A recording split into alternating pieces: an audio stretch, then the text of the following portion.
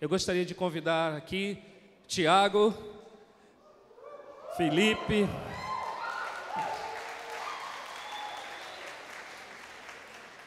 caramba, olha, glória a Deus, aleluia.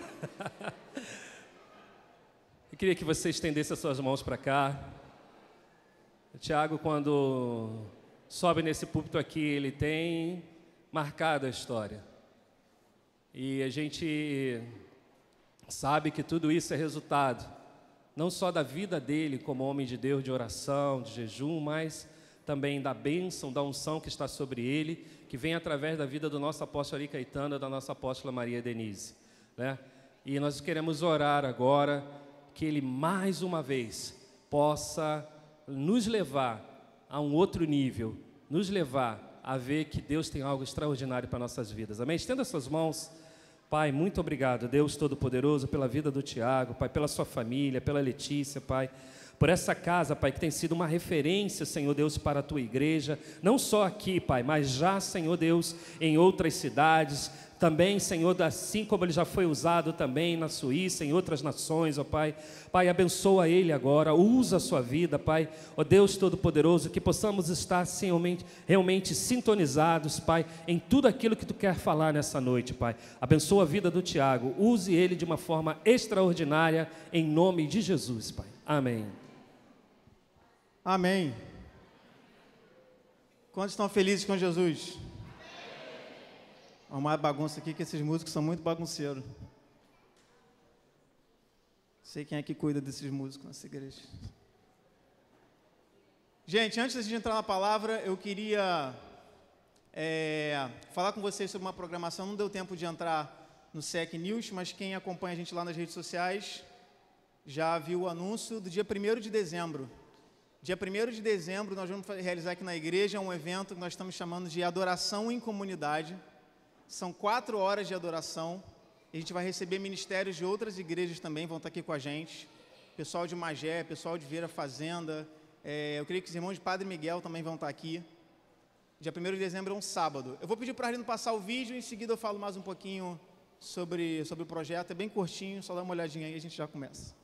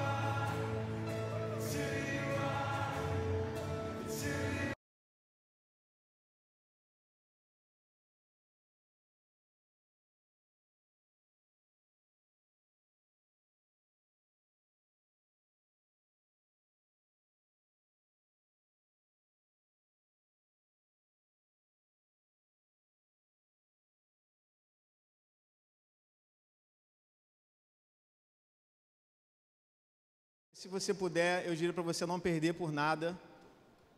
Nós vamos pegar todos os instrumentos aqui do altar, vamos colocar aqui no meio da igreja. E em meio à igreja vamos passar esse tempo de 4 horas de adoração, de intimidade, de gratidão por tudo que Deus fez ao longo desse ano. E eu sei que vai ser tremendo. Quantos dizem amém? Eu só quero explicar qual é, obviamente, vamos dizer, o objetivo principal, obviamente, é a gente ter um tempo aqui de qualidade e de intimidade na presença de Deus.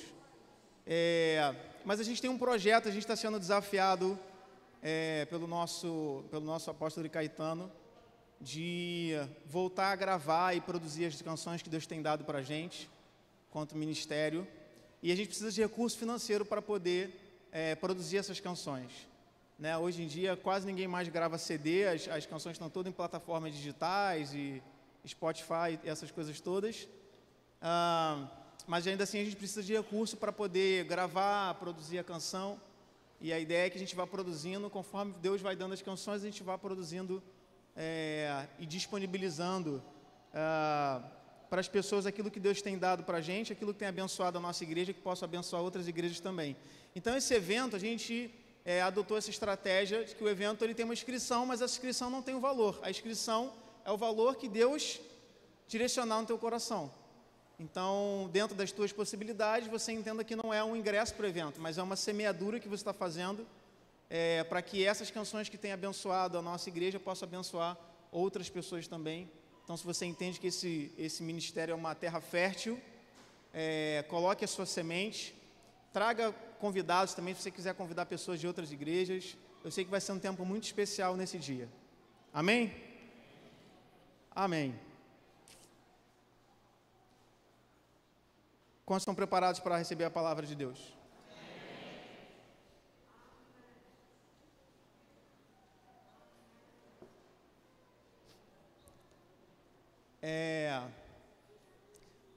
A palavra dessa noite, eu intitulei ela de Lançando Flechas. Lançando Flechas. E antes da gente entrar, de fato, nessa palavra, eu queria te fazer pensar um pouquinho a respeito de algo que é muito comum. Todos nós vivemos isso, alguns enquanto filhos, outros têm vivido isso enquanto pais, mas eu queria te levar a uma breve reflexão sobre paternidade. Sobre paternidade. Muito se fala sobre isso e eu não sei se você já parou para analisar um pouquinho a diferença, o quanto a nossa sociedade, o quanto o mundo perdeu depois que foi tirada a paternidade de dentro de casa. Paternidade. E entenda nessa palavra, eu sei que a gente tem, outro substantivo de maternidade, mas eu quero que você entenda esse conceito de pais e filhos.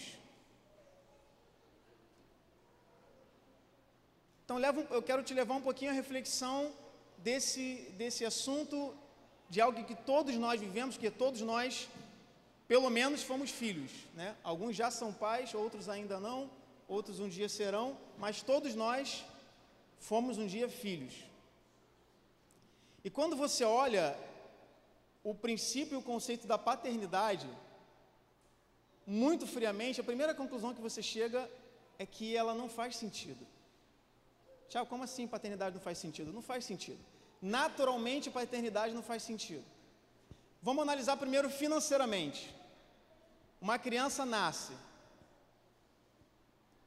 recebeu o diagnóstico de que a mulher está grávida, já começam as despesas.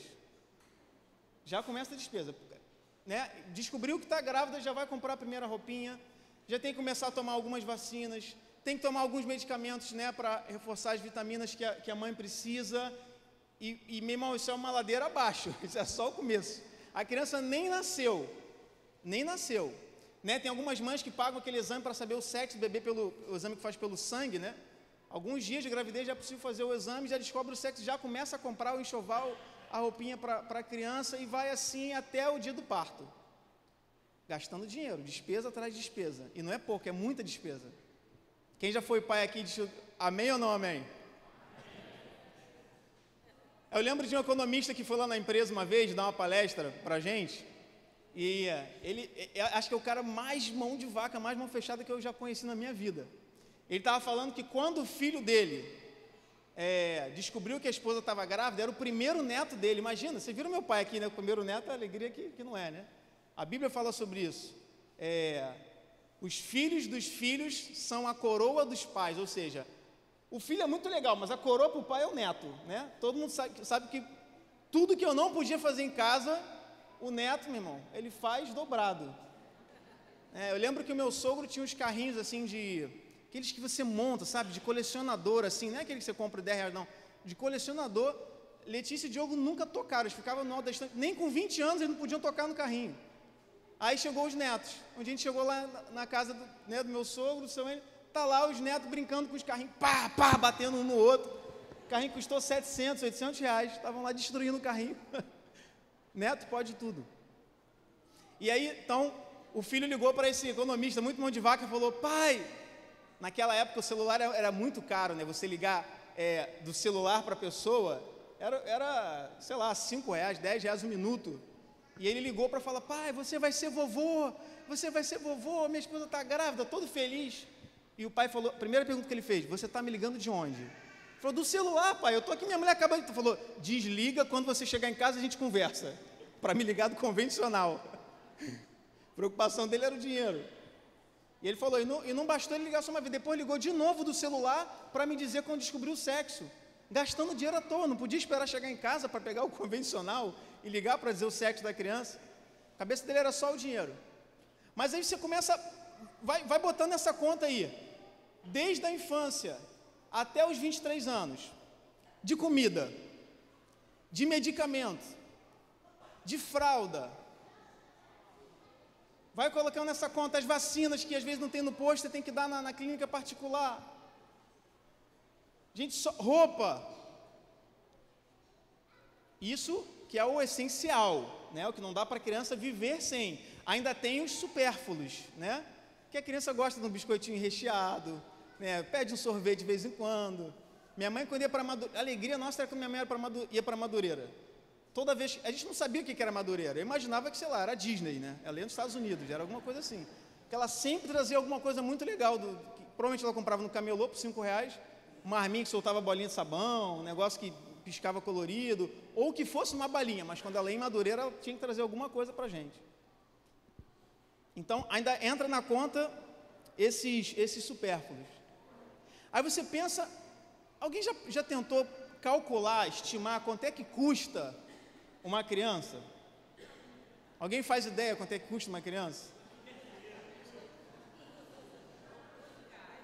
Eu ouso dizer que se você soubesse antes, talvez você não tivesse tido esse filho. Porque é o seguinte, eu procurei esse estudo do economista que ele fala, numa família de uma renda média de R$5.000, tá? Se a família tem uma renda média de R$5.000, juntando, né, a soma de todas as rendas da casa, o marido, a esposa, de R$5.000, um filho de 0 a 23 anos custa em torno de R$450 mil.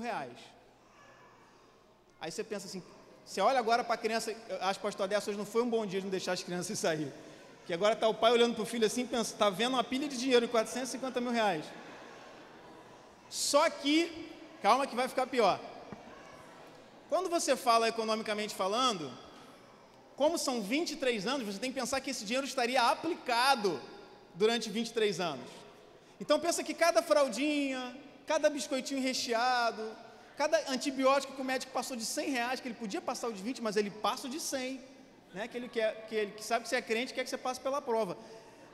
Cada medicamento desse, se eu fosse depositando numa conta e esse dinheiro tivesse aplicado esses R$450 mil em 23 anos, que geralmente a idade que você vai despachar, está orando para ele ir embora para acabar essa despesa, em 23 anos, sabe quanto dinheiro significaria isso? Cerca de R$1.400.000. R$1.400.000. Agora você pensa, se você teve 2 filhos, R$2.800.000. Se você teve 3 filhos, não parece penal, não custou isso, não custou. Bom, é uma média, você pode talvez ter gasto um pouco menos, um pouco a mais. Agora, eu quero te dizer o seguinte, pensa em todo esse dinheiro, eu estou falando naturalmente, tá? Naturalmente, o fato de não fazer sentido. Todo esse dinheiro, em alguma coisa, sem ser uma criança ou um filho, que você aplicaria esse dinheiro, você está depositando esse dinheiro todo dia, o dinheiro de uma fralda, o dinheiro da latinha de leite em pó, tudo isso depositando, e um dia, todo esse dinheiro, esse R$1.400.000 dentro de uma sacola, vai embora, sem te dar uma notinha de R$10, ele simplesmente vai embora. Eu te pergunto, faz sentido?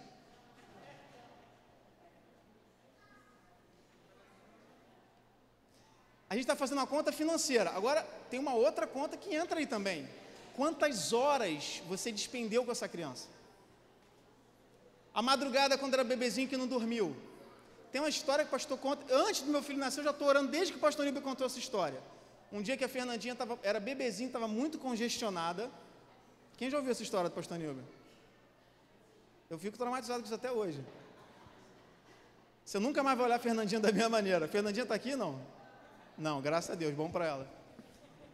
E aí a Fernandinha estava muito congestionada e o pastor Nilber e a pastora Malúcia ali desesperado, porque ela estava ali não conseguia respirar direito, e o pastor me falou que não tinha outra alternativa. Eu falei, o que, pastor? Como assim não tinha outra alternativa? Ele falou que teve que colocar a boca no nariz da Fernandinha e sugar tudo que estava ali, que a gente não precisa citar o nome, para que ela pudesse respirar. Mas imagina a preocupação, quando dá uma febrinha, você tem que levar para o médico, e esse dia no trabalho eu estava, do meu lado assim direito, senta uma colega que ela tem uma filhinha pequena, estuda na creche ainda e tal, e o volume do telefone dela estava um pouco alto, eu não sei se a outra pessoa do outro estava gritando. Quando ela atendeu a ligação, eu estava ouvindo tudo que estava falando. Quando ela atendeu, ela já falou assim, oi, o que aconteceu? E aí a pessoa do outro falou assim, calma, tá tudo bem com ela. Eu só estou ligando para avisar que semana que vem vai ter a festinha, então manda a roupa. Era a creche ligando. Eu até dei uma ideia para ela, se você tem uma creche e está me ouvindo aqui, essa ideia, acho que você vai gostar disso. Eu falei para ela, olha, eu acho que a creche devia ter 2 números. Um número para coisas corriqueiras, você esqueceu de mandar o lanchinho dela hoje, né? E um outro número assim, se esse número ligar, é porque deu alguma coisa errada, porque a mãe só vai infartar quando ligar o número de emergência. Que ela falou para mim, toda vez que liga da creche eu já sofro de antecipação, aconteceu alguma, aí sempre penso o pior, né? Ela já acha que caiu, que machucou, né? Já pensa uma tragédia. E ela, não, só esqueceu de mandar o lanche. Então pensa todas as horas, o desgaste emocional, as madrugadas que você passou em claro, e levando o médico, esperando o diagnóstico, né? Olha a minha mãe, eu, Léo, Larissa, um dando mais trabalho que o outro, os 3 tentaram provar o Senhor até quando não podia mais, para um dia, todo esse investimento emocional, de tempo, financeiro, ir embora. Eu pergunto de novo, faz sentido? Sim ou não? Então, por que o pai e a mãe faz isso, se não faz sentido? Aí eu queria ouvir alguns papais aqui, mamães. Tereza, por que faz sentido? Por que você faz isso pela sua filha?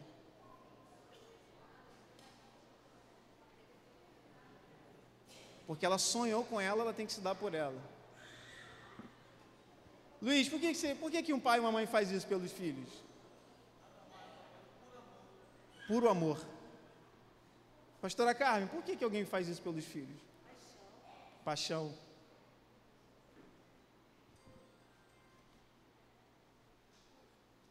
O sonho de todo pai é realizar o sonho do filho. O sonho de todo pai é realizar o sonho do filho. O pai dá tudo que ele tem. Eu já vi aqui na igreja alguns casos de que o pai deu uma festa para a filha de 15 anos, porque era o sonho dela, que valia mais do que o carro que a família tinha. Estou dizendo que esteja certo ou errado, estou dizendo que se o pai tiver, e você já foi filho, você sabe que é assim, um verdadeiro pai que ama o filho, se ele tiver, ele vai dar tudo que ele tem, só para realizar o sonho do filho. Tudo que ele tem, para ver o filho se realizar. Todo pai quer que o filho vá mais longe do que ele foi. É sempre assim, se o pai não terminou os estudos, ele fala, eu não terminei, você vai terminar os estudos. Se o pai concluiu o 2º grau, ele fala assim, eu não tive oportunidade, mas você vai fazer uma faculdade. Se o pai fez faculdade, ele falou assim, eu não tive oportunidade, mas você vai fazer uma pós-graduação. E assim é em todas as áreas. Todo pai quer que o filho vá mais longe do que ele foi. É assim ou não é, papais e mamães? É. Então o sonho do pai é ver ele crescer, se tornar adulto, conquistar coisas maiores, ir mais longe, crescer, amadurecer, aprender a ficar de pé, aprender a andar, aprender a correr, e um dia esse filho vai embora. Vai embora. Esse é o coração do pai.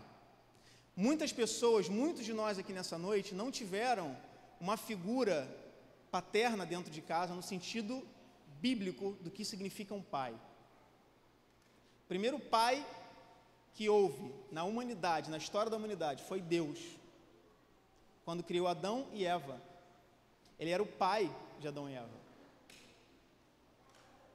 E assim começou a história da humanidade. O inimigo destruiu essa figura paterna de dentro de casa, E você não precisa nem muito a fundo da Bíblia para ver o estrago que isso causa na sociedade, basta você pesquisar e ler um pouquinho o que os psicólogos dizem a respeito de quando você tira a figura do pai dentro de casa, como você desestabiliza toda a estrutura familiar. Deus criou a família e a família tem um modelo: pai, mãe e filhos. O mundo tenta instituir a família, como dizem, a família não tradicional, a família moderna. Qualquer família diferente da estrutura que ela foi criada, ela está condenada à falência. Porque Deus criou a família e Deus deu a receita. Deixará o homem, seu pai e sua mãe, se unirá à sua mulher, os dois serão uma só carne. Tem uma receita para o casamento, tem uma receita para a família, tem uma receita para ter uma vida boa, perfeita e agradável. E eu queria te introduzir com esse conceito de paternidade para poder entrar no assunto que nós vamos falar nessa noite, que é sobre lançando flechas. Lançando flechas. Porque sem entender um coração de um pai, sem entender o coração de Deus, que é um coração de pai para filho, é impossível compreender o nosso propósito nessa terra. Sem entender o coração de um pai, sem entender o que é paternidade.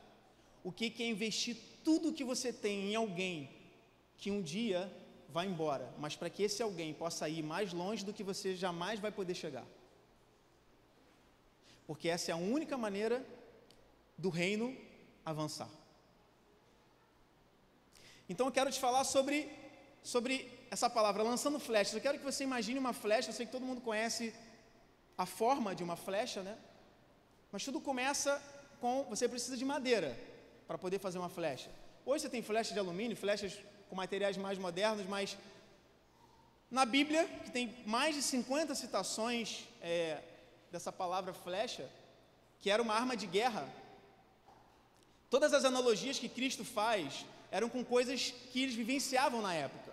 Então você vai ver falar de pescador, você vai ver falar de árvores, de plantação, porque as pessoas naquela época viviam ou da caça, ou da pesca, ou da plantação, trocando coisas, e o que eles mais viviam era guerra. Então por isso que a gente vê muitas guerras relatadas, guerras históricas que aconteceram, e muitas analogias sobre armamentos de guerra, lembra? Recebeis o capacete da salvação, a couraça da justiça, o escudo da fé, analogias com coisas que eram tão tangíveis para as pessoas que estavam ouvindo Jesus, ouvindo os discípulos, para que eles pudessem compreender. E a flecha, ela tinha uma vantagem competitiva com todas as outras armas de guerra, porque a maioria das armas são armas para guerra de contato, guerra de proximidade, uma espada, um escudo, uma lança, mas a flecha era uma arma que podia alcançar um inimigo que estava distante de você, podia alcançar um inimigo que você era incapaz de alcançar ele.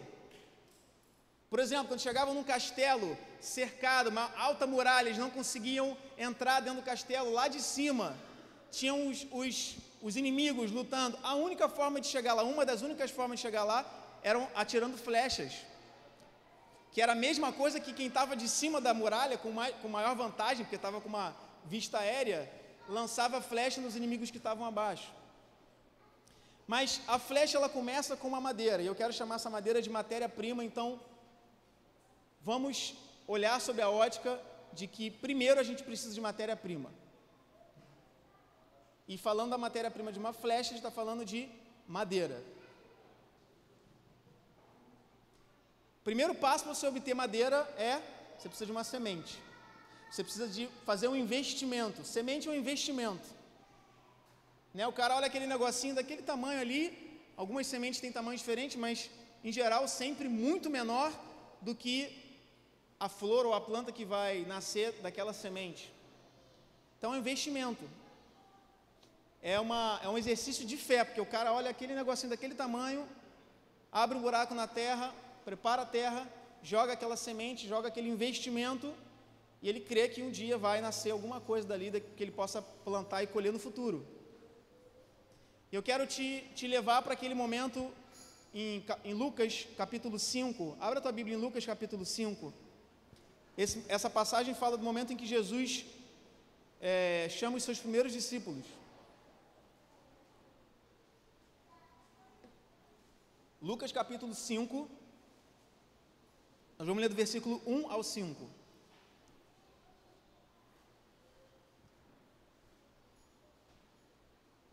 Quantos acharam, diga amém. Quem não achou, diga ai de mim.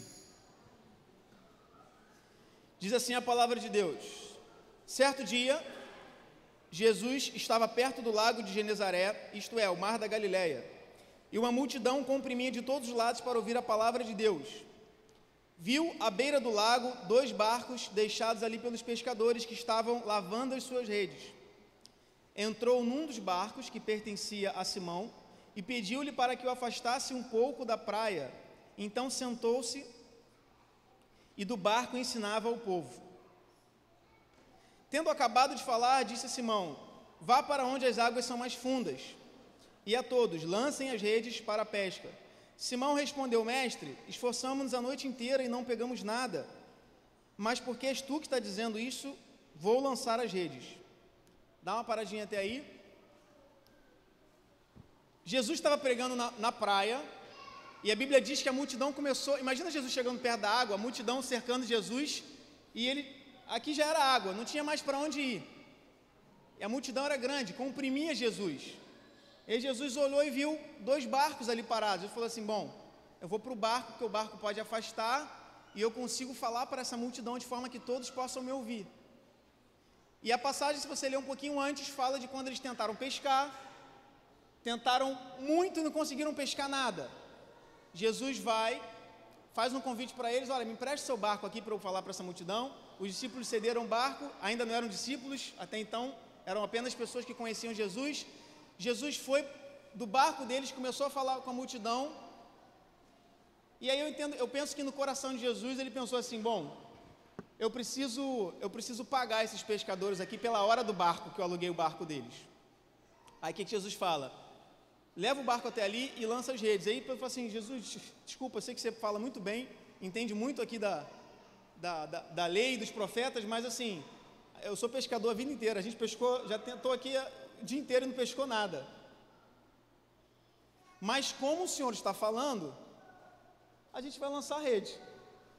Eu acho que se torna uma conversa, uma coisa assim, só para não parecer descortesia, para parecer, falta de educação, tá bom, a gente vai jogar a rede. O que aconteceu? Você conhece a história? Eles jogaram as redes, diz que eram tantos peixes que eles não conseguiam puxar a rede para dentro do barco, pediram ajuda para outros barcos, e pronto, Jesus já tinha pago com sobra o aluguel da hora do barco. Só que Jesus estava fazendo um investimento naqueles homens. Jesus jogou uma semente, porque depois desse primeiro milagre que acontece, isso sempre me intrigou muito. Aquilo era a profissão daqueles homens, aquele barco era tudo que eles tinham como forma de sustento para a sua vida. No final daquela conversa, Jesus fala assim: deixa tudo aí e me segue, que eu farei de vocês pescadores de homens. O que aqueles homens fizeram? Largaram tudo e foram seguir Jesus. Consegue compreender isso no mundo real? Aparece um cara no teu trabalho que você nunca viu na vida, aí ele fala para você: larga tudo isso aí, não precisa nem pedir rescisão não, só vem e me segue, que eu farei de você pescador de homens. Você consegue imaginar você largando: pessoal, tchau, desculpa, mas eu vou acompanhar esse cara aqui, que não sei, estou sentindo algo para seguir ele. Jesus fez um investimento naqueles homens e colheu os seus primeiros discípulos. Era o início da matéria-prima que Jesus precisava. Matéria-prima. O que eu quero falar sobre isso? É muito importante que a gente desenvolva a capacidade de olhar para as pessoas. Ali, todo mundo só estavam vendo meros pescadores, não desmerecendo a profissão, mas para aquela época não era uma profissão nada demais, não era um imperador romano, não era alguém estudado nas letras, era uma profissão rudimentar, não precisava de estudo para pescar. Pela sociedade, eles eram vistos como pessoas comuns, mas Jesus viu ali o início daquela equipe que ele ia formar, que era uma equipe, um time, muito bem treinado, que ia fazer com que o nome de Deus fosse conhecido em toda a face da terra. Jesus viu o potencial que eles tinham. Então, ninguém investe Tem um programa que chama, eu não sei se no Brasil tem tradução, Shark Tank tem tradução, Letícia? Não, né? Shark Tank. O programa, quem já viu esse programa? Shark Tank. Você vai lá, apresenta a tua ideia e tem uns 5 caras lá com muito dinheiro. Se eles gostarem da tua ideia, eles vão aplicar dinheiro para viabilizar a tua empresa. São investidores. Mas você tem que provar que aquele investimento vai valer a pena. Olha, eu bolei esse copo aqui, que assim e tal, nananá. E os caras começam a fazer pergunta, mas quantos copos você consegue produzir e tal? Você tem patente desse copo? Alguém pode copiar? Qual o mercado? Quanto é que você está faturando hoje? Qual o lucro líquido? Um monte de perguntas. E aí os caras fazem uma proposta. Ó, eu ofereço 300 mil reais por 50% da tua empresa. A gente entra de sócio, eu vou entrar com 300 mil reais na tua empresa. Investidor. Ninguém investe em nada que ela não espera resultado.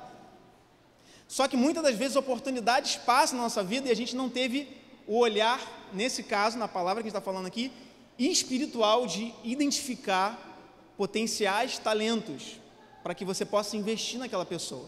E você deixa passar. Você deixa passar. Investimento tem a ver com a capacidade de olhar com os olhos do Pai. Os olhos do Pai. Sabe como é que é o olho do Pai? O olho do Pai é assim: a filha pode dançar toda desengonçada, para ele ela vai ser uma eterna Ana Botafogo, ela é a melhor bailarina que houve na face da terra. Pode cantar todo desafinado, não acerta uma nota, mas ele está ouvindo, parece que é um anjo cantando. Não é assim o pai? O pai é assim. Aí às vezes você olha e fala, meu Deus, você está pensando assim, caramba, mas é toda desengonçada. Aí o pai fala para você, ela não dança muito bem, você é uma bênção, né? É uma bênção. O olho do pai é um olhar que ele não olha a condição atual, ele olha a possibilidade. Agora está meio desengonçado, mas eu vou investir nela, eu vou investir nele, ele vai chegar lá. Esse é o olhar do coração do Pai. Então, a primeira etapa para você conseguir a matéria-prima, estamos falando de madeira, é a semente. Depois da semente vem, plantou a sementinha, preparou a terra, vem a água. Água. Água na Bíblia significa palavra. Diga, palavra. João capítulo 4, versículo 14, Jesus diz assim, mas quem beber da água que eu lhe der, nunca mais terá sede. Ao contrário, a água que eu lhe der, se tornará nele uma fonte de água para jorrar para a vida eterna. A ciência diz que o corpo humano é constituído de 65%, você tem parte do corpo que tem mais, outras menos, mas na média 65% do seu corpo é constituído de água. Água. Em plantas, em árvores, esse percentual pode chegar a, eu escrevi em algum lugar, que eu não sei, 90%. Pode chegar a 90% de uma planta, das suas propriedades são água. Ou seja, sem água, não tem como crescer. Se você costuma ir à academia, pode não parecer, mas eu costumo, eu tenho muita dificuldade de beber água, talvez esse seja o meu problema. Mas lá na academia tem os caras que levam uns galões assim, que deve ter uns 5 litros de água ali, e bebe muita água enquanto está malhando, muita água. Por quê? Porque o músculo é composto de 70% de água. Se não tiver água, se o corpo tiver com baixo teor de água, o músculo não tem como crescer, ele não tem matéria-prima para crescer. Quantos estão entendendo até aqui?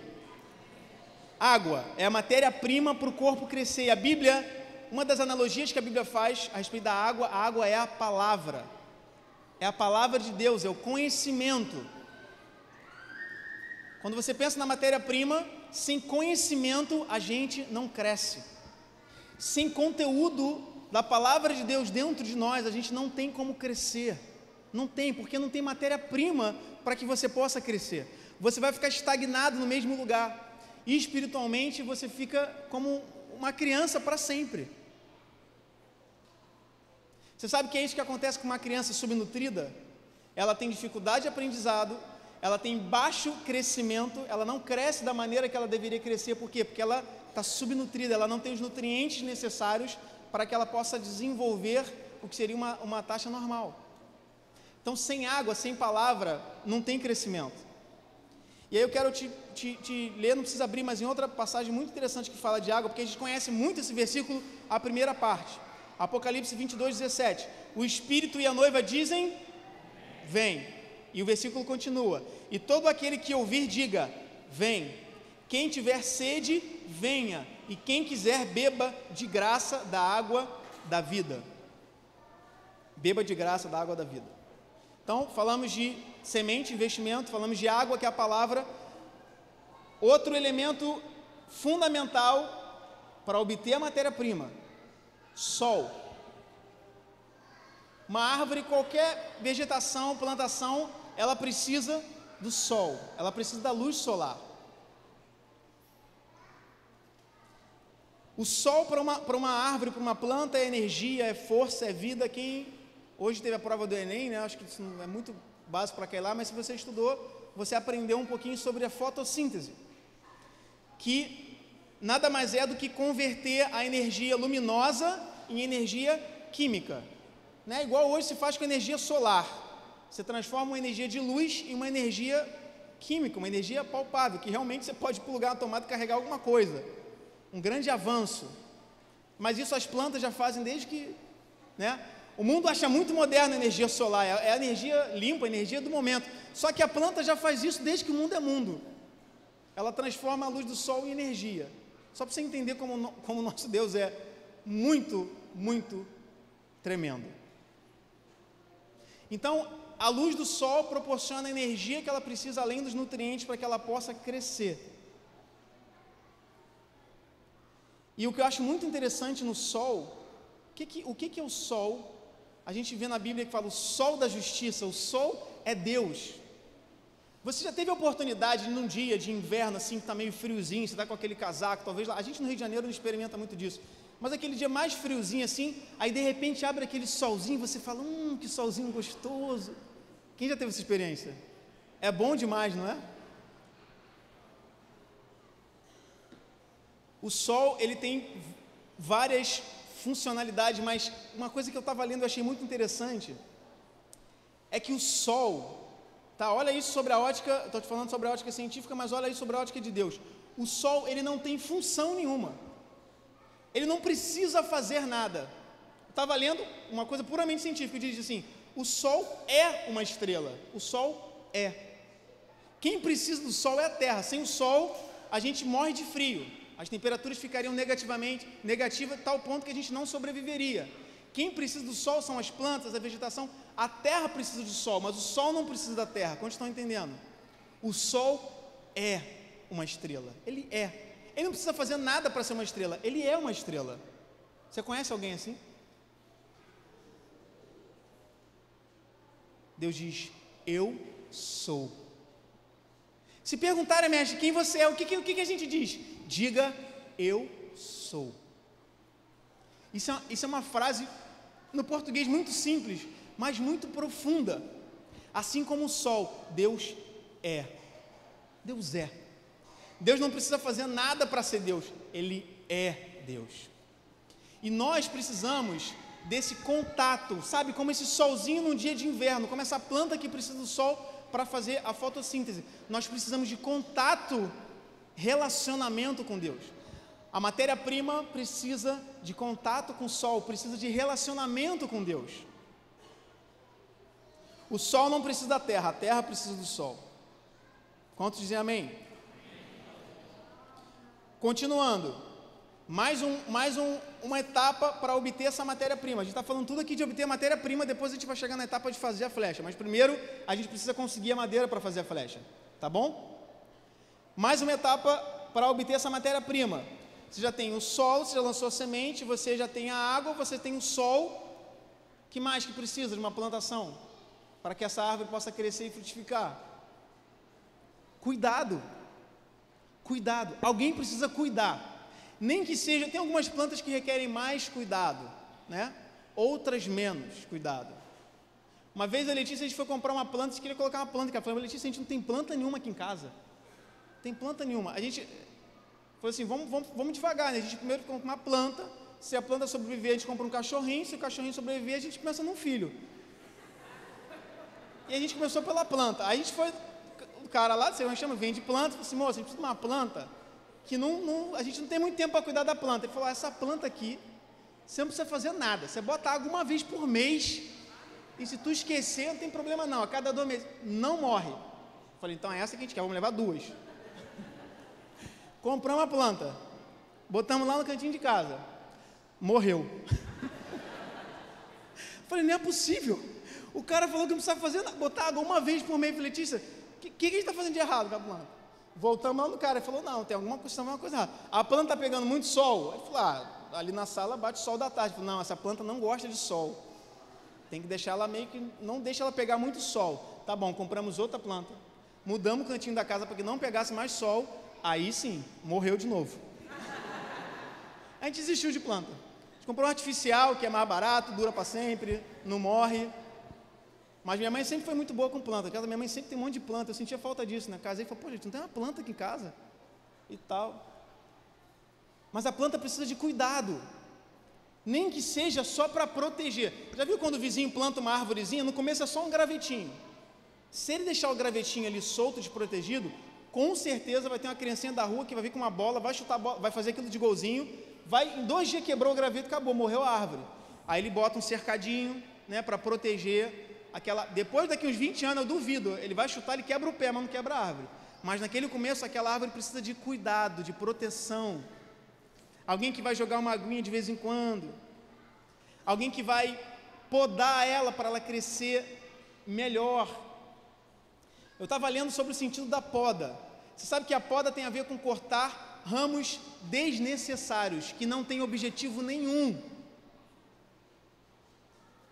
Cuidado tem a ver com isso. Às vezes, os nossos pais ou os nossos líderes precisam aparar alguns arbustos, alguns ramos, alguns gravetinhos que não servem para nada, só está ali atrapalhando você de crescer. A planta não gosta muito não quando corta lá o gravetinho, mas no futuro ela sabe que foi para o bem dela, para que ela pudesse crescer mais e melhor. Quantos estão entendendo? Diga amém. A planta precisa de cuidado, às vezes ela precisa de colocar alguns remédios contra pestes, né? Às vezes em plantações eles têm que usar alguns remédios porque às vezes algumas pragas ou qualquer tipo de doença que aquela plantação pode ter, pode acabar com toda a plantação, destruir toda a tua colheita. Remédios, vacinas, proteção. Isso é mais uma etapa para você obter a matéria-prima. Cuidado, proteção, amor. Jesus disse para os seus discípulos, eu estou os enviando como ovelhas no meio de lobos. Jesus disse também, cuidado com o lobo em pele de cordeiro. Jesus estava falando dos falsos profetas. Gente, eu já vi muita gente aqui que tinha muito potencial, muito talento, amava muito a Deus, mas deu ouvido para um falso profeta. Alguém de algum lugar que deu uma profetada para o cara, ele achou que aquilo era a verdade da vida dele. Tem um monte de profeta aqui que está cuidando de você a vida inteira. Chega alguém, fala, não, o que você precisa é esse remédio aqui. Foi embora, de ouvido nessa profetada, que não era alguém que, não era o pai. Ele não estava ouvindo o pai que cuida dele desde bebezinho, ele ouviu um tio, ouviu um amigo e foi embora. Uma coisa que acontece, eu penso muito isso sobre a igreja no tempo de hoje. Sabe o que acontece quando você pega uma planta, você planta ela aqui, você tira, você planta ela aqui, você tira, você planta aqui, ela tira. Quem cuida de planta, o que acontece com a planta?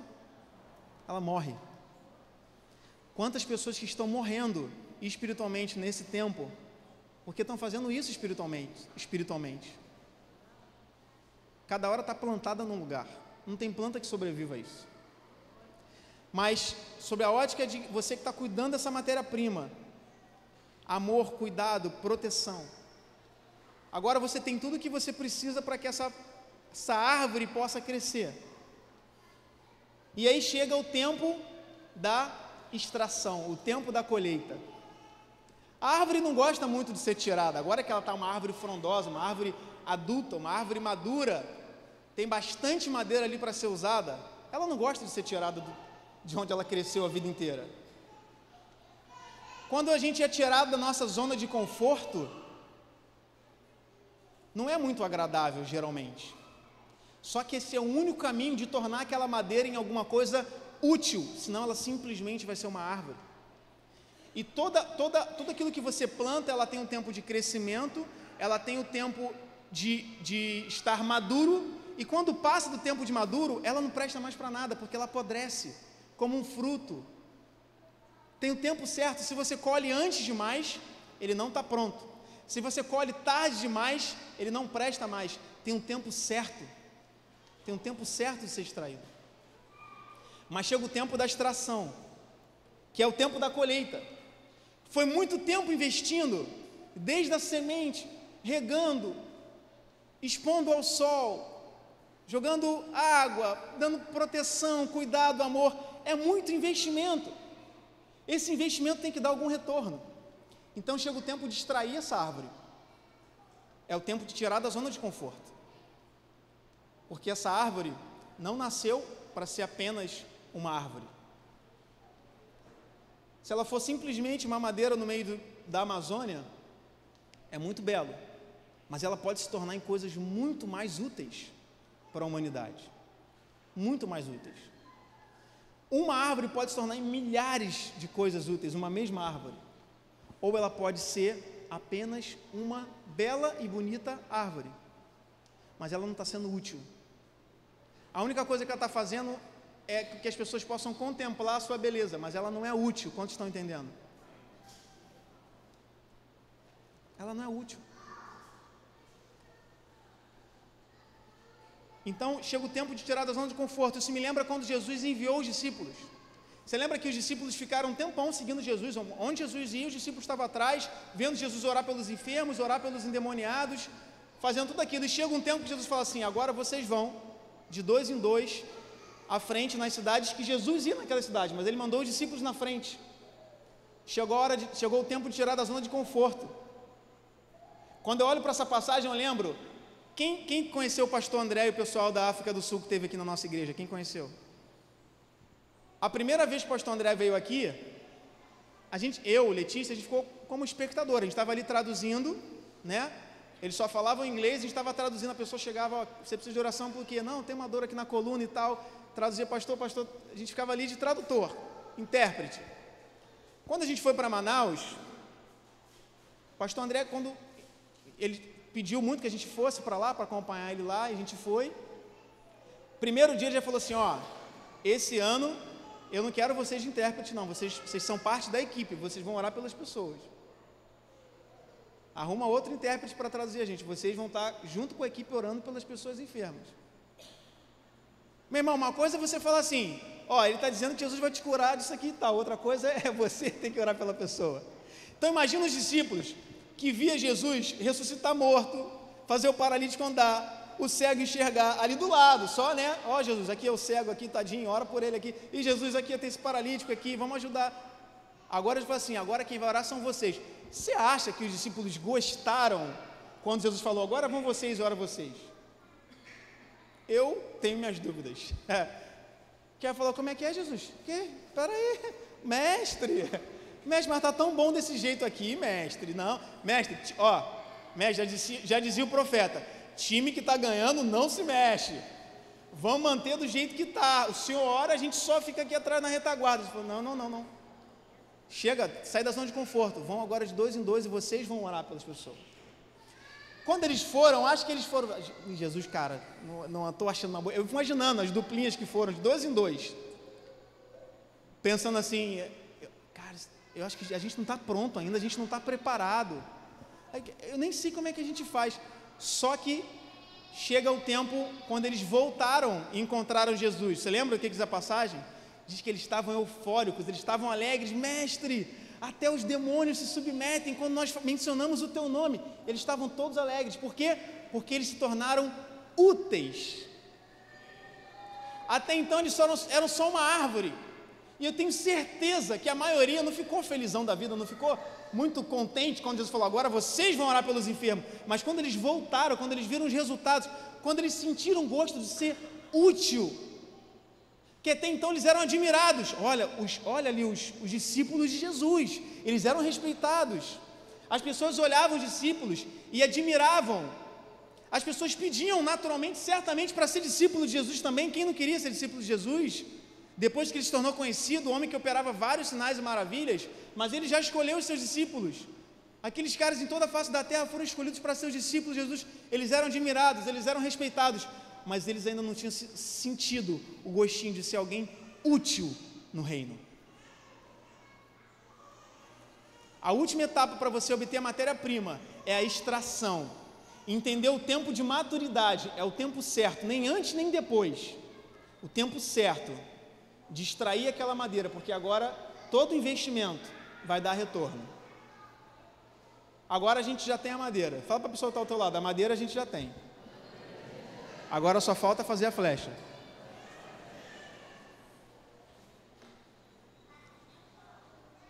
Agora vem a melhor parte. Para fazer uma flecha, entre aquele tronco bruto de árvore, que tem a casca, tem talvez algumas partes de madeira que não são de boa qualidade, até você chegar na flecha, você vai ter que moldar aquela madeira. Madeira está na forma bruta. Precisa de um artesão para transformar aquela madeira bruta em algo fino, delicado, bem acabado. É um trabalho de um artista, literalmente, com muita paciência. Já viu alguém fazendo lá no centro tem uns caras que fazem às vezes isso, umas obras de arte em madeira. Uns fazem placa com o nome da casa ou o nome da família, outros fazem uns bonequinhos. Às vezes o cara passa um dia, porque se ele tirar uma lasca a mais, já era, não tem mais volta. Então é com muita paciência ele vai moldando aquela madeira, tirando cada pedacinho que não presta, cada farpa, vai tirando, vai lixando, olha, não, ainda está torto. Pensa numa árvore até chegar numa flecha, que é aquela... Milena, tem baqueta aqui? Não, a baqueta ficou aqui, não?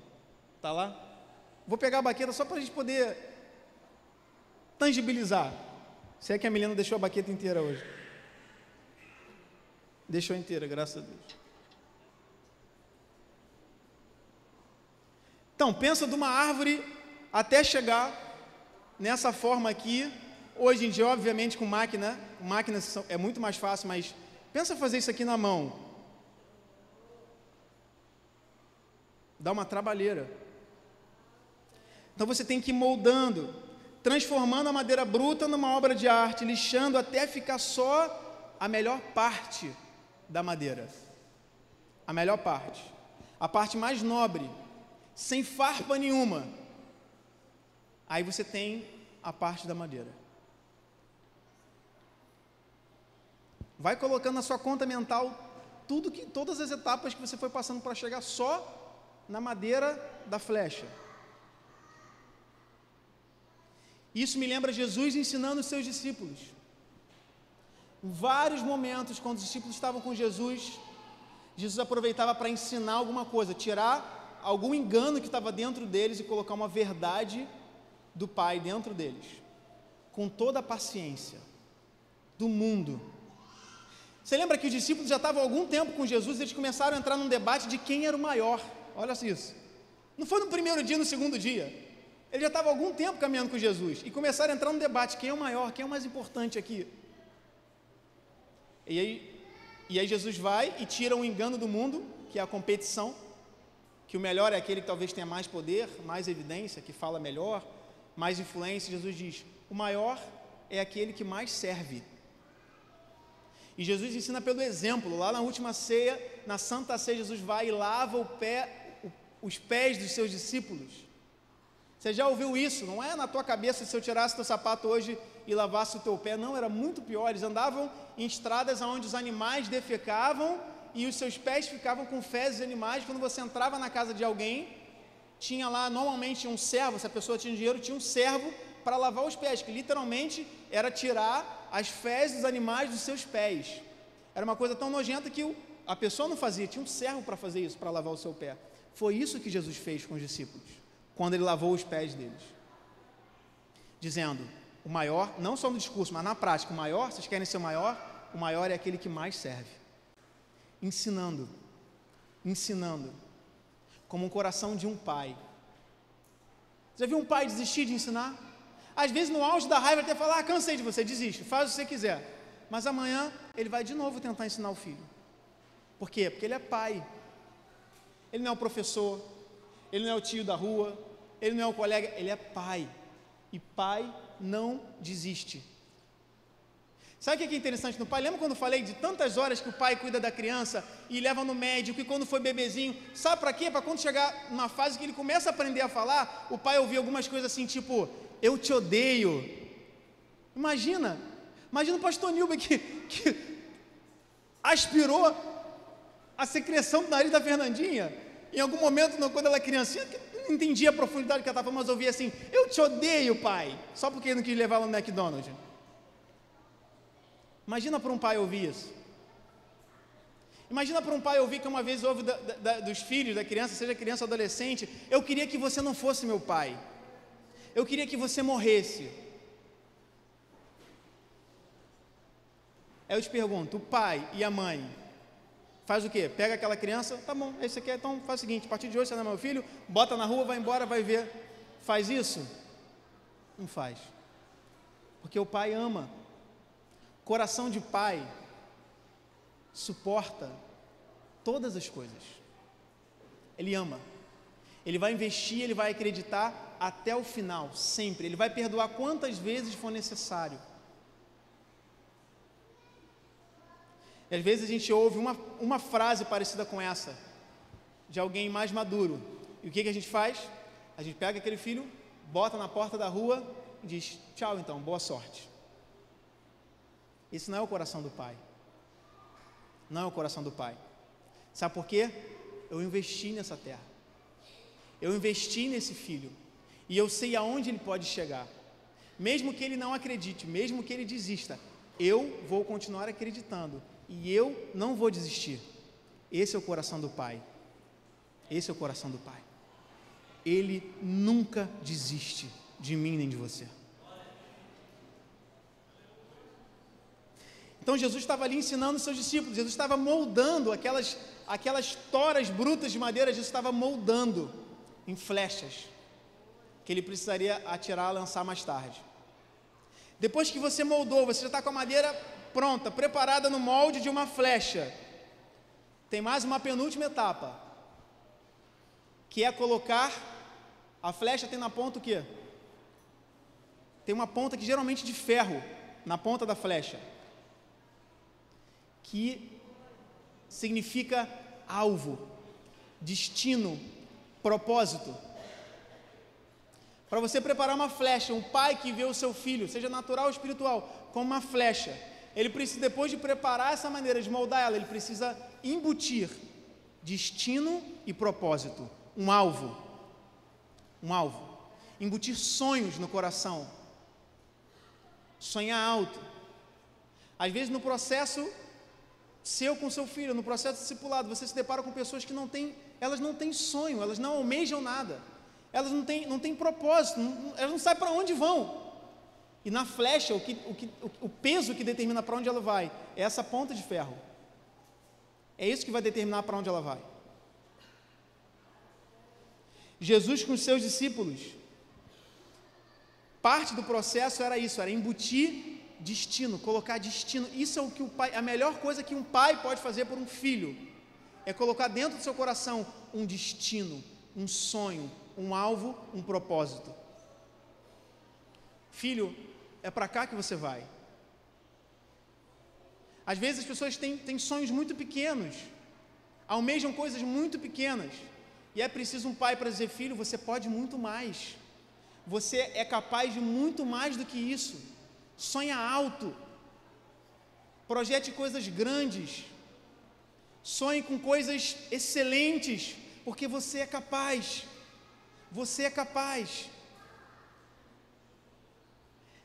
Tem em Provérbios diz assim, assim como o homem imagina, assim ele é. Assim como o homem imagina, assim ele é. Uma das frases que eu mais ouvi do meu pai na minha vida, eu já falei isso aqui para vocês, meu pai falava o tempo todo, meu filho, você é um vencedor. Meu filho, você é um vencedor, você é um vencedor, você é um vencedor, você é um vencedor. Ao longo da sua vida você vai tirar notas baixas, vão ter coisas que não vão dar certo, que você apostou que não deu certo, mas o meu pai estava lá falando para mim, você é um vencedor, você é um vencedor, você é um vencedor, você é um vencedor. Assim como o homem imagina, assim ele é. Dá destino. As pessoas podem te chamar de derrotado, mas eu sou teu pai, eu estou dizendo, você é um vencedor. Eu fiquei orando e pedindo a Deus uma ilustração porque eu sei que muitos aqui não tiveram um pai para embutir isso dentro do teu coração. Mas eu quero te dar um fato, não uma consideração, não porque eu acho que você é um vencedor, eu quero te dar um fato. Eu fiquei pedindo a Deus para me dar algo que pudesse embutir isso no teu coração nessa noite, ainda que teu pai e tua mãe não tenham feito. Mas Deus me pediu para te dizer o seguinte nessa noite. Quantos aqui sabem quantos milhões de habitantes tem no Brasil? Não precisa dizer o número exato não, uma ideia. 200 milhões de habitantes tem no Brasil. 200 milhões de habitantes consiste no nosso país. Quantos aqui fazem ideia de quantos espermatozoides existem no sêmen? Quando seu pai engravidou a sua mãe, quantos aqui fazem ideia de quantos milhões tinham ali, competindo com você? Cerca de 300 milhões. Então, pensa no seguinte, pensa no Brasil inteiro. É difícil a gente imaginar essa imagem, mas tenta pensar numa imagem, toda a população do Brasil em um lugar. Pega metade e duplica, porque são 300 milhões, não são 200, 300 milhões. Brasil mais a metade, junta todo esse povo num lugar só e pensa você ali no meio daquela multidão, 300 milhões de pessoas. E Deus escolheu você. Você venceu uma corrida com 300 milhões de pessoas. Deus escolheu você. Eu e você já nascemos vencedores. Já nascemos vencedores. Você já nasceu vencedor. O diabo vai tentar dizer que você é um derrotado. O diabo vai tentar dizer que você não é capaz. Mas Deus já te trouxe nesse mundo dizendo, você nunca vai poder dizer que você é um derrotado. Porque entre 300 milhões, eu escolhi você e você venceu. Aplauda ao Senhor.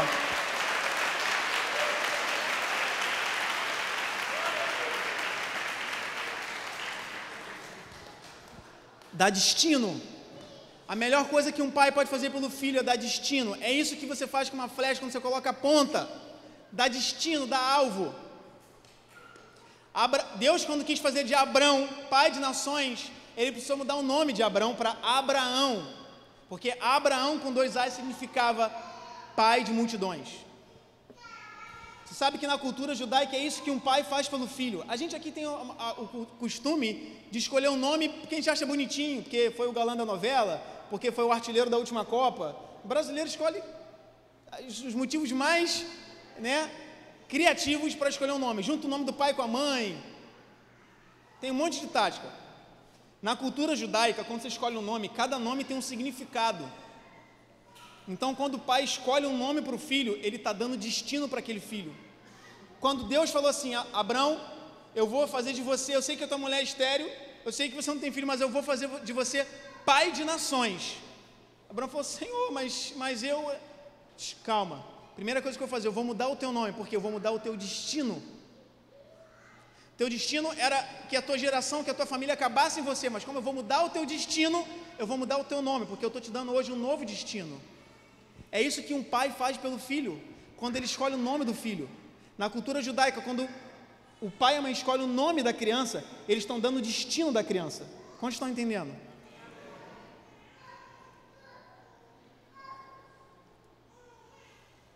Dá destino, embutir sonho. Lembra quando Jesus estava com seus discípulos, ele falou assim, vocês farão as mesmas coisas que eu faço, e farão coisas ainda maiores. Jesus estava colocando destino dentro do coração de cada um deles. Jesus estava colocando a ponta da flecha. Jesus estava colocando o alvo. Vocês vão fazer coisas ainda maiores. Vocês estão vislumbrados com isso que eu faço? Vocês vão fazer coisas ainda maiores, porque eu vou para o Pai. Eu vou para o Pai, mas vocês vão continuar aqui fazendo essas obras e farão ainda maiores. Jesus estava colocando a ponta da flecha. Jesus estava dando destino para aqueles homens, porque Jesus já anunciou, quando eu for embora, imagina se Jesus de repente morre sem ter falado, sem ter tido essa conversa. Os discípulos vão falar assim: e agora? O que a gente faz? O mestre está morto, o que a gente faz? Jesus já tinha colocado a ponta da flecha. Vocês vão fazer obras ainda maiores, porque eu vou para o Pai. Ou seja, quando eu for embora, não fiquem desesperados com o que vocês vão ter que fazer. Eu estou dizendo o que vocês vão fazer. Coisas ainda maiores. Jesus colocou a ponta da flecha. E por último, para você ter uma flecha, o que está faltando? O que está faltando? Tem a madeira, tem a ponta, o que está faltando? O alvo é outra coisa. Para ter a flecha. A flecha atrás tem umas penas, que geralmente são 3, no ângulo de 120 graus. Eu estudei. No ângulo de 120 graus, 3 penas. Por quê? A ponta da flecha é o peso que ela tem para o destino que ela vai. As penas são a garantia de que ela não vai perder o trajeto no meio do caminho. E essa é a última etapa. Preparar a flecha para o trajeto que ela vai ter. Olha, flecha, no caminho você vai encontrar ventos contrários. No caminho vai ter gente te dizendo que você não vai acertar o alvo. São as últimas vacinas para que a flecha não perca a trajetória ao longo do caminho. Se você lançar a flecha somente com peso na ponta, ela vai perder a trajetória no meio do lançamento. Mas as penas garante, é como se fosse 3 lemes ali garantindo que ela vá de uma forma linear, de uma forma reta até o alvo. E quando eu li isso, que são 3 penas, tudo que uma flecha precisa para ela não perder o alvo quando ela for embora, você não está sozinha. Você tem o Pai, você tem o Filho e você tem o Espírito Santo com você. É tudo que você precisa para não perder a trajetória. São as últimas vacinas. É o preparo para que essa flecha não perca a direção no meio do caminho. E aí, quando eu olho para Jesus e os seus discípulos, eu lembro de Jesus, quando Jesus aparece naquela fogueira. A primeira fogueira, Pedro tinha negado Jesus 3 vezes, você lembra? Jesus falou assim: Pedro, antes que o galo cante, você vai me negar 3 vezes. E se você for ler a Escritura, Pedro, ele estava ao redor de uma fogueira, ele negou Jesus 3 vezes. Depois, Jesus reaparece para os discípulos, num barco, ele chega até a praia, e diz que ele senta com Pedro numa fogueira. Nessa mesma fogueira, Jesus pergunta para Pedro: Pedro, tu me amas? E Pedro diz: Senhor, tu sabes de todas as coisas, tu sabes que eu te amo. Jesus diz: apacenta as minhas ovelhas. Pedro, tu me amas? Senhor, tu sabes que eu te amo, apacenta as minhas ovelhas. Pedro, tu me amas? Senhor, tu sabes que eu te amo. Pedro, apacenta as minhas ovelhas. Psicologicamente existe uma explicação para o que Jesus estava fazendo. Porque se Jesus não aparecesse mais para Pedro, toda vez que Pedro visse uma fogueira, ele ia lembrar de quê? De que ele negou Jesus 3 vezes. Toda vez que Pedro, isso a psicologia explica, ele teve um trauma. Quando o galo cantou, ele lembrou do que Jesus tinha dito para ele, e ele se deu conta que ele tinha negado Jesus 3 vezes. O ambiente que ele estava era numa fogueira. Todas as vezes, quem passa por um trauma, alguém passou um trauma, por exemplo, de carro, um acidente de trânsito que ela quase perdeu a vida.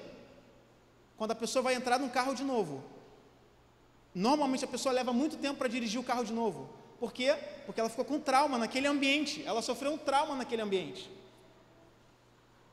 Alguém que, por exemplo, isso já aconteceu contigo. Eu, quando fui assaltado no ônibus uma vez, A próxima vez que eu tive que entrar no ônibus, eu fiquei cheio de medo de acontecer de novo. Por quê? Porque foi ali que eu fui assaltado, o cara com a arma na minha cara, eu podia ter levado um tiro. Você lembra do trauma, quando você volta naquele ambiente? Quando o cara é usuário de droga, a primeira recomendação que fazem para ele, quando está tentando se limpar, né, se libertar, falou, evita os lugares que você frequentava. Por quê? Quando ele visitar os lugares que frequentava, ele vai lembrar de que ele usava droga naquele lugar, ele vai lembrar da sensação e tende a ele utilizar de novo. Então Jesus precisava reescrever a memória de Pedro toda vez que ele visse uma fogueira. Para a gente quase não vê uma fogueira, só uma festa junina, né? Jesuína, seja lá a festa que você vai. Mas não é comum, só que eles, toda noite, quando estava frio, tinham que fazer uma fogueira. E toda vez que Pedro visse uma fogueira, ele ia lembrar, eu traí Jesus 3 vezes. Eu traí Jesus. Como é que eu posso falar desse mestre se eu traí Jesus 3 vezes? Jesus precisava reescrever a memória de Pedro. Ele precisava da última vacina para que Pedro não perdesse a trajetória. E Jesus leva de novo Pedro para uma fogueira e faz a mesma pergunta. Jesus deu uma segunda chance para Pedro. Coração do Pai é um coração de segunda, terceira, quarta chance. Quantas chances forem necessárias até você acertar? E Jesus pergunta de novo para Pedro, Pedro, tu me amas? O mesmo Pedro que negou Jesus 3 vezes, agora diz para Jesus que ama ele 3 vezes. E Jesus dá a última vacina, apacenta as minhas ovelhas, apacenta as minhas ovelhas, apacenta as minhas ovelhas, para que ele não perdesse a trajetória no meio do caminho. Eis que és Pedro, e sobre essa pedra construí a minha igreja. Jesus ali estava embutindo a última vacina, porque Pedro, com Jesus, eles ficaram caminhando de cidade em cidade, orando pelos discípulos, anunciando a salvação, tudo isso andando, só que agora Jesus precisava dar o destino para Pedro, da última vacina, porque era o propósito dele. Pedro, você não vai mais ficar de cidade em cidade, anunciando, apacenta as minhas ovelhas, tu és Pedro, e sobre esta pedra lançarei a minha igreja, fundarei, construirei a minha igreja. Apacenta as minhas ovelhas, apacenta as minhas ovelhas, apacenta as minhas ovelhas. Colocou as últimas 3 penas em Pedro, para que essa flecha não perdesse a trajetória. Agora a gente tem uma flecha. Quanto investimento, hein? Quanto trabalho, quanta coisa. Só que agora vem a parte mais difícil. A parte mais difícil não é tudo isso que a gente passou. A parte mais difícil é, depois de todo esse investimento, você como um arco. Uma flecha pode ser lançada uma vez, um arco pode projetar várias flechas. É você como um arco, depois de investir tanto, usar toda a força que você tem para puxar essa flecha em sua direção. Só que a força maior não é para puxar a flecha, a força maior é para soltar a flecha. Eu nunca vou me esquecer a noite anterior do dia do meu casamento, porque eu fiquei pensando nisso, falei, caramba, na minha história então, que eu quase morri umas 2, 3 vezes, minha mãe no domingo passado aqui, meu aniversário, falando que ela tem que ficar meses e meses com a perna para o ar para não me perder, todo o trabalho que eu dei, todo o investimento, tudo isso, e eu na noite ali que eu ia, sabendo que era a última noite que eu dormia na casa dos meus pais, o dia seguinte era o meu casamento, eu ia constituir minha nova família com a Letícia, eu era essa flecha que estava sendo lançada, que ia embora. Fiquei pensando no pai da Letícia, caramba, você cuida, queria com tanto carinho para vir um barbudo levar ele embora.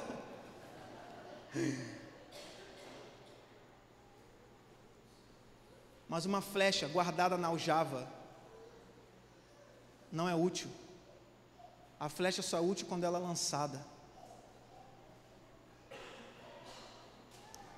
E é preciso muita força, não para puxar a flecha, não para todo investimento, mas para soltar a flecha. Só que a flecha é a única maneira de você chegar a alcançar lugares que você jamais seria capaz de alcançar. E essa é a única maneira do reino ser expandido, do reino avançar. É muito investimento para fazer sentido, se você não tiver um coração de pai, se você não tiver muito bem fundamentado dentro de você o que é a paternidade celestial, não desse mundo, a paternidade celestial. de investir, não alguma coisa. O homem dá esmola, Deus dá tudo que ele tem. É assim com a gente, quando alguém passa na rua e te pede uma ajuda, você tem uma nota de 50, uma de 10, uma de 2, você dá de 2. Estou te julgando, estou dizendo que normalmente acontece, talvez algum dia Deus tocou esse dedo de 50, mas o normal nosso, você fala, eu vou dar uma ajuda, eu vou ajudar de alguma forma. Eu não estou nem dizendo que seja o caso, mas estou te mostrando a diferença do coração do pai, porque o pai, ele não dá uma esmola, o pai não dá uma ajuda, o pai dá tudo que ele tem, tudo. A gente dá esmola, a gente dá uma ajudinha, o pai dá herança, o pai dá tudo, o pai investe tudo que ele tem no filho, para quê? Para que ele possa ver o filho ir mais longe, para que ele possa ver o filho realizar sonhos, que ele sabe que ele não vai ser capaz de realizar, mas ele vai ver através da vida do filho dele. Esse é o coração do pai. Isso é paternidade. Eu não sei qual é o teu momento espiritual de vida, se você é flecha ou se chegou o tempo de você ser arco. Mas o que eu tenho certeza que você entendeu o objetivo dessa mensagem, que essa mensagem fala tanto para filhos e pais naturais quanto para filhos e pais espirituais. Se você for racionalizar todo o investimento que é feito, você vai desistir pelo meio do caminho. Se você for fazer a conta de todas as horas, de tudo que é investido na vida de alguém, que vai dizer para você no meio da caminhada algumas vezes, eu te odeio, eu não quero sua ajuda, me deixe em paz, você vai desistir pelo meio do caminho. Só que um coração de pai não desiste. Ele sabe que o filho está falando da boca para fora. E ainda que o filho esteja falando do coração para fora, como o pai daquele filho pródigo, ele ficou na porta de casa esperando todos os dias, o dia que o filho dele ia voltar. Porque ele sabia, um dia ele vai voltar. Um dia ele vai voltar. Porque eu amei ele, eu dei tudo para ele, eu dei tudo que eu podia, eu investi tudo nele. O mundo não tem isso para ninguém. O mundo não sabe o que é paternidade. Nós precisamos compreender o que é paternidade, porque quando nós compreendermos isso, nós teremos esses arcos espirituais e projetaremos quantas flechas Deus colocar nas nossas mãos, que chegarão em lugares que nós nunca jamais pisaremos, mas elas alcançarão, porque nós entendemos o coração do Pai, entendemos o que é paternidade, que é investimento sem medir esforços, não é dar esmola, mas é dar tudo, tudo, tudo, para que eles possam ir mais longe. Quantos dizem amém? Eu queria que você ficasse de pé nesse momento. Queria chamar o Ministério de Louvor.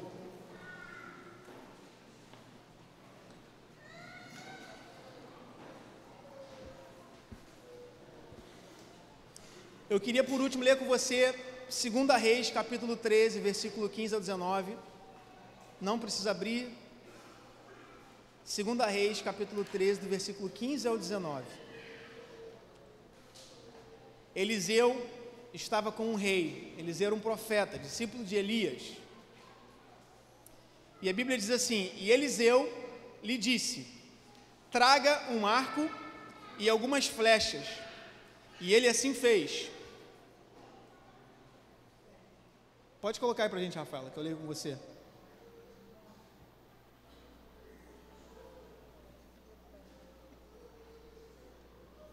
Não é 3,15, não, é 13, capítulo 13. 2 Reis 13, a partir do versículo 15. E Eliseu lhe disse: toma um arco e flechas, e tomou um arco e flechas. Então disse ao rei de Israel: põe a tua mão sobre o arco, e pôs sobre ele a sua mão. E Eliseu pôs as suas mãos sobre as mãos do rei, e disse: abra a janela para o oriente, e abriu-a. Então disse Eliseu: atira, e atirou. E disse: a flecha do livramento do Senhor é a flecha do livramento contra os sírios, porque ferirás os sírios em Afeque até os consumir. Disse mais: toma as flechas e tomou-as. Então disse ao rei de Israel: fere a terra, e feriu-a 3 vezes, e cessou. E o versículo 19: então o homem de Deus, que era Eliseu, se indignou muito contra ele e disse: 5 ou 6 vezes a deverias ter ferido, então feririas os sírios até os consumir, porém agora só 3 vezes ferirás os sírios. Eliseu estava fazendo um ato profético com o rei e falou assim: pega as flechas e atira contra o chão, dizendo: isso significa o número de vitórias que você vai ter contra o teu inimigo. E o que o rei fez? Ele lançou só 3 flechas no chão. E a Bíblia diz que o profeta ficou muito irado, ele ficou muito indignado. Ele falou: você devia ter atingido mais, antes você tivesse lançado 5, 6 flechas, porque esse seria o número de vezes que você teria derrotado os sírios, e vocês iriam vencer essa batalha. Porém agora só 3 vezes vocês ferirão os sírios.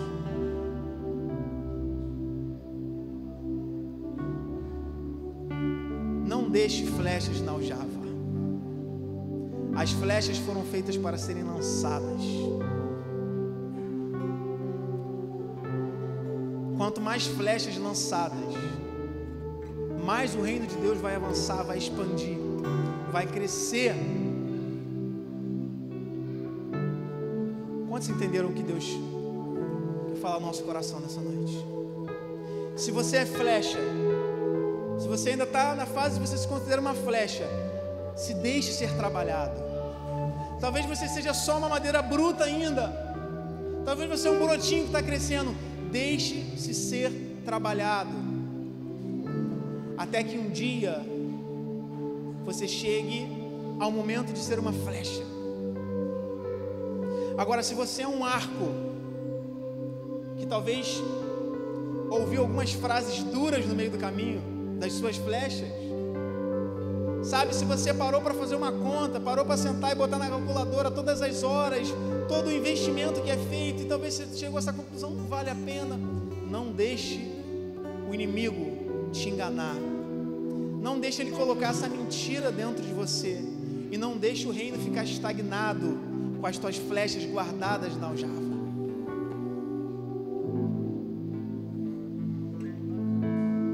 Eu queria que, se você entendeu essa mensagem, como eu disse, eu não sei em que momento espiritual que você está, se você é flecha ou se você é arco, mas eu queria que, se você entendeu essa mensagem falou ao teu coração, eu queria que você viesse até aqui na frente.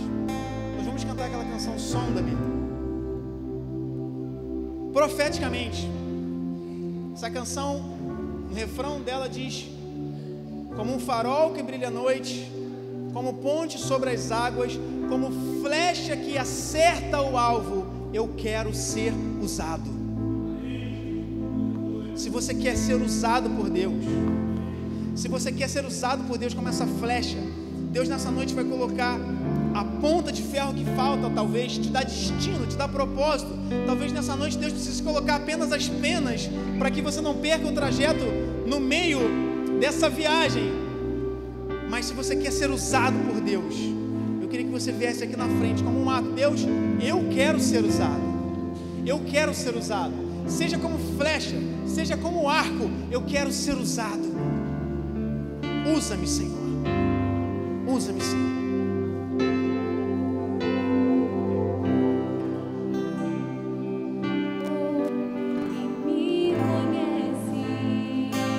Cante essa canção, Senhor.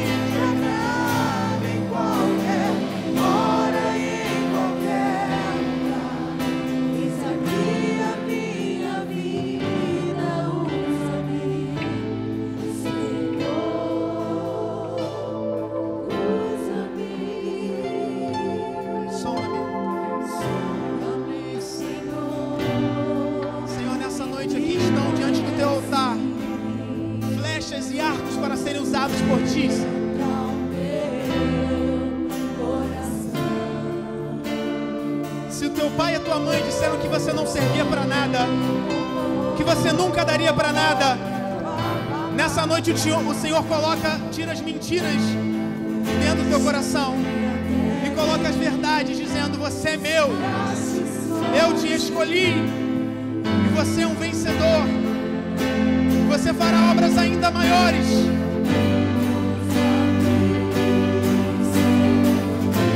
Chegou o tempo de você voar na presença de Deus.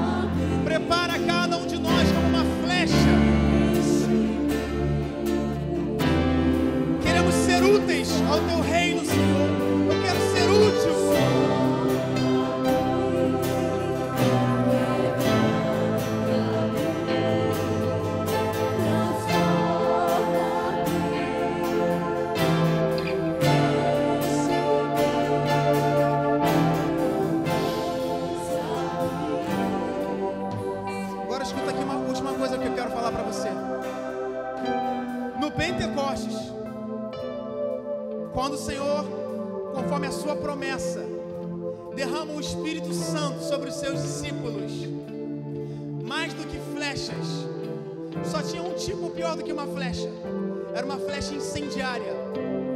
Era quando ele mergulhava a flecha em algo inflamável, ele colocava fogo na ponta daquela flecha, e aonde aquela flecha caísse, ela não só feria onde ela tocou, mas ela incendiava tudo que estava ao seu redor.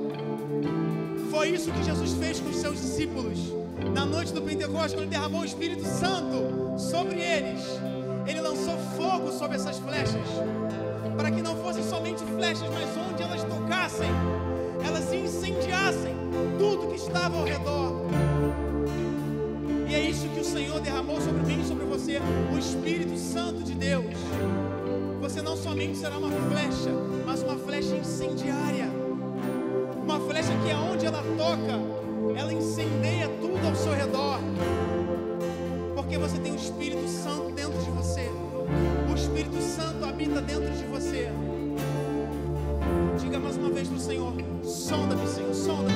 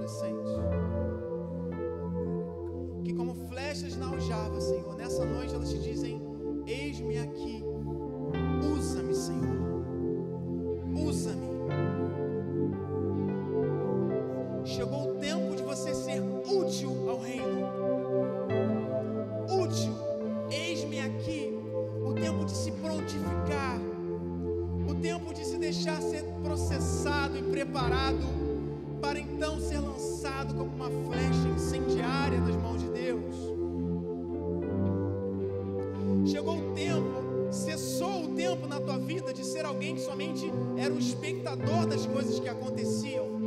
Cessou o tempo na tua vida de ser alguém que apenas criticavam aqueles que estavam sendo usados por Deus, porque chegou o tempo de Deus usar a tua vida. E quem está trabalhando, quem está sendo útil, não tem tempo para perder tempo. O Senhor te diz nessa noite: chega de perder tempo, a hora é chegada, o tempo chegou. E tudo que você precisa dizer é: eis-me aqui, Senhor, usa-me, usa-me, usa-me, Senhor, porque eu quero ser útil ao teu reino. Senhor, nos faz úteis ao teu reino, Senhor. Nos transforma em peças úteis ao teu reino.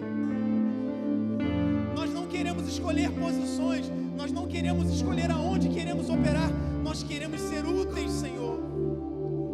Nos ensina, Senhor, a ter um coração de pai, um coração que manifesta paternidade, Senhor. Paternidade para investir em outras pessoas.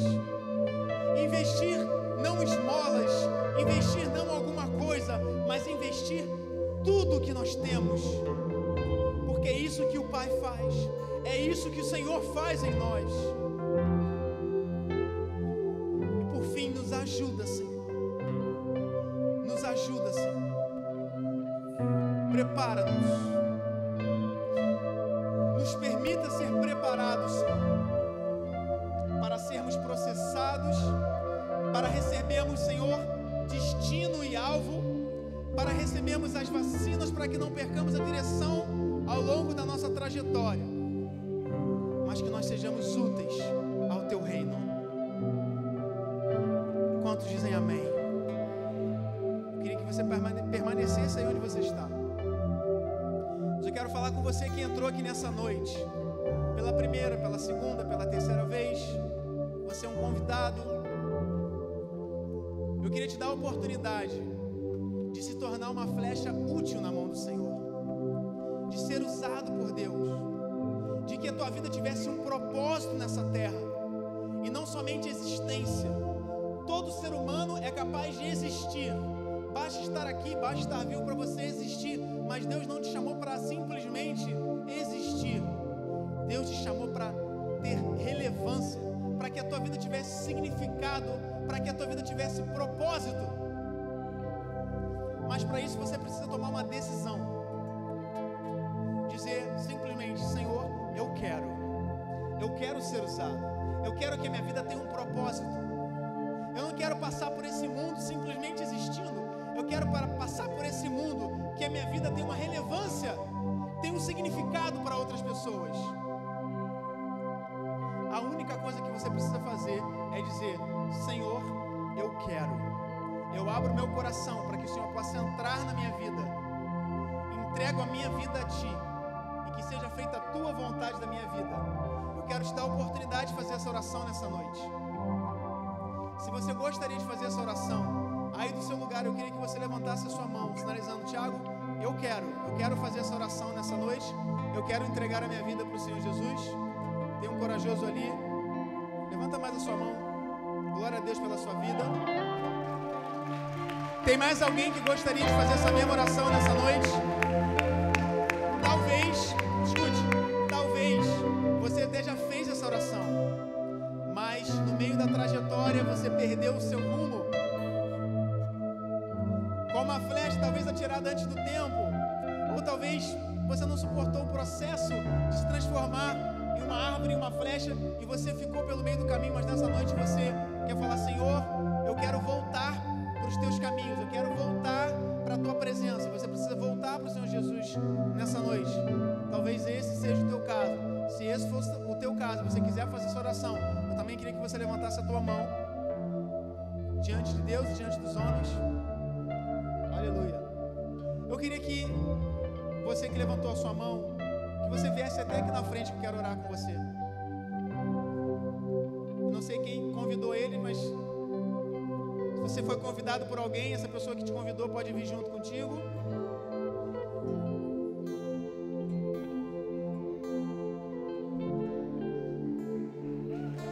Aleluia. Como é que é o seu nome? Vitor. O Vitor está tomando essa decisão de entregar a sua vida para Jesus nessa noite. É isso?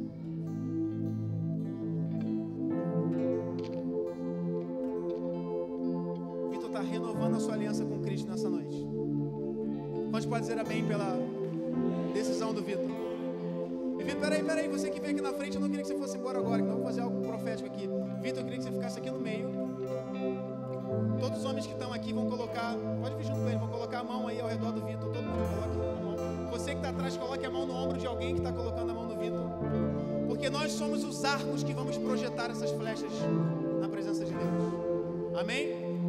Você entendeu essa palavra? Eu quero que todos coloquem a mão um no ombro do outro. Nós somos o arco que vamos projetar essa flecha. Vitor, eu vou fazer uma oração, quero que você repita comigo. Quando eu disser o meu nome, você diz o seu. E nós vamos orar também te ajudando nesse momento, tá bom? Então diga assim: Senhor Jesus, nessa noite, eu, Tiago, entrego a minha vida a Ti, ó Deus. Declaro diante dos homens, diante dos céus e diante do inferno, que a minha vida pertence ao Senhor Jesus. Senhor Jesus, escreve o meu nome no livro da vida. Eu reconheço que o Senhor morreu por mim naquela cruz e me redimiu de todos os meus pecados. E por isso hoje eu tenho vida em abundância e vida eterna. A partir de hoje, eu quero fazer a Tua vontade na minha vida. Em nome de Jesus, amém. Quantos podem aplaudir o Vitor por essa decisão? Vitor, a gente tem alguns passos, mas pela hora avançada, eu quero só, lá na consolidação, a pessoa que vai te acompanhar vai te dar algumas orientações, mas eu quero dizer uma coisa, que quando nós nos tornamos filhos de Deus, nós passamos a integrar a família de Cristo, porque a Bíblia diz que nós nos tornamos co-herdeiros com Cristo, nós somos irmãos de Cristo, herdeiros da promessa, e nessa noite você ganhou uma nova família. Eu queria que você virasse para trás e conhecesse essa nova família que Deus te dá nessa noite.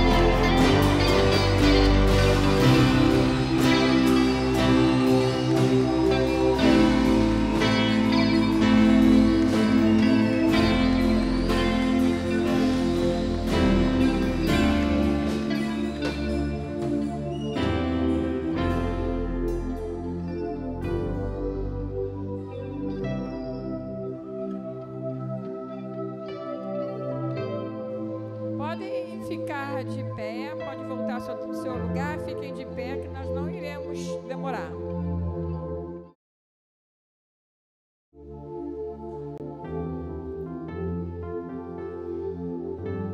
Eu queria avisar a igreja que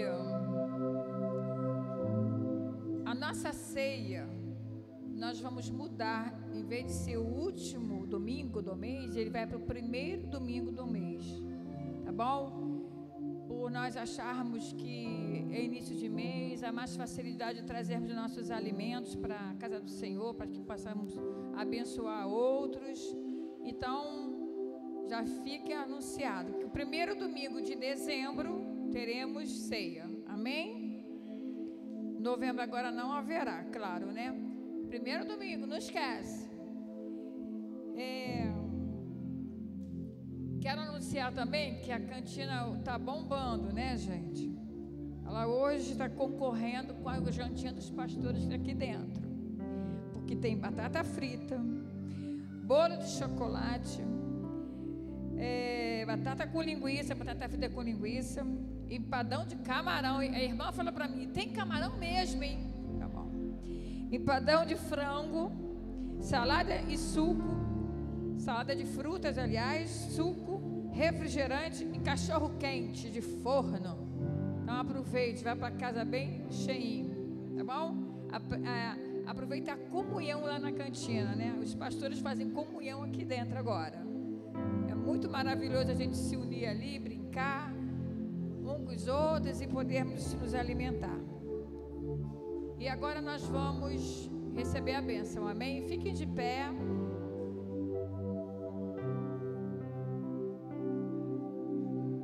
Levante a sua mão. Uma você põe no coração.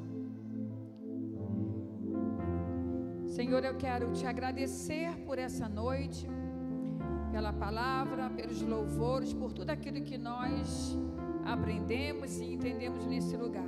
Que nós não percamos nada de que aquilo veio como entendimento do Senhor sobre as nossas vidas. Aquilo que nós recebemos nessa noite, que fique guardado em nossa mente, que alimente a nossa alma.